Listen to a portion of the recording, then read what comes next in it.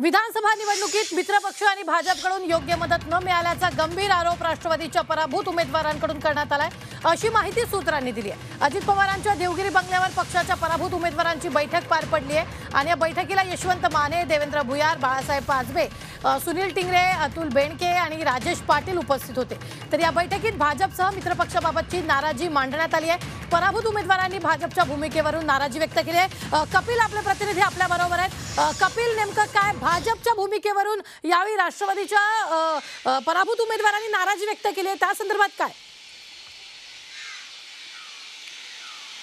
नक्कीच देवगिरी बंगल्यावरती अजितदादांकडे एक बैठक पार पडली काही वेळापूर्वी आणि या बैठकीमध्ये जे पराभूत झालेले उमेदवार विधानसभेचे त्यांना बोलवण्यात आलं होतं आणि खरं तर त्यांच्याकडनं कारणं विचारण्यात आली होती की नक्की पराभव कशामुळे झाला। तर सर्वात मोठं कारण जे समोर आलं की मित्र पक्षावरती नाराजगी व्यक्त केलेली आहे या सर्वच उमेदवारांनी, खास करून भाजपा पक्षावरती नाराजगी व्यक्त केलेली आहे।